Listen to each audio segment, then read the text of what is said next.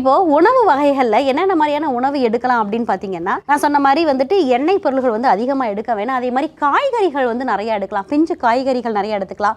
கீரைகள் வந்து போதுமான அளவு வந்து உங்களோட உணவுகள் எடுத்துக்கலாம். கீரைன்னு சொல்லும்போது பொன்னாங்கண்ணி கீரை, அரைக்கீரை ஆகட்டும், இந்த மாதிரி கீரைகள் வந்து நீங்கள் உணவில் நிறைய எடுத்துக்கலாம். மோர் வந்து நிறைய எடுத்துக்கலாம். தி பெஸ்ட் மெடிசன் அப்படின்னா என்ன அப்படின்னு பார்த்தீங்கன்னா வந்துட்டு கீழா நெல்லி சாறு வந்து எடுத்துக்கலாம். இந்த கீழா நெல்லி சாறை வந்து எப்படி எடுக்கிறது அப்படின்னு பார்த்தீங்கன்னா, கீழா நெல்லிலே 2 டைப்ஸ் இருக்குது. அதாவது இலைக்கு அடியில் வந்து சின்ன சின்ன நெல்லிக்காய் சைஸில் இருக்கும், அதை வந்து கீழா நெல்லின்னு சொல்லுவாங்க. ஒரு சில இதில் பார்த்தீங்கன்னா இலைக்கு மேலே இருக்கும், அது வந்து மேல்காய் நெல்லி அப்படின்னு சொல்லுவாங்க.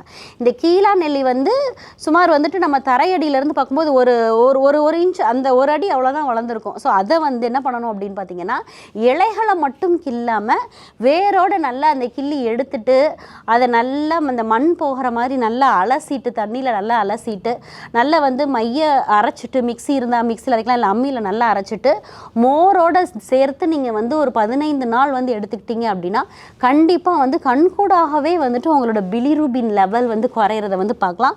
ப்ளஸ் HbASG லெவல் வந்து எனக்கு அதிகமாக இருக்குது டாக்டர், இதனால் என்னோட அஃபிஷியல் இது வந்து கட் ஆகுது அப்படின்னா அப்போயுமே நீங்கள் என்ன பண்ணலாம் அப்படின்னு பார்த்தீங்கன்னா, இந்த கீழா நெல்லியை வந்து எடுத்துக்கலாம்.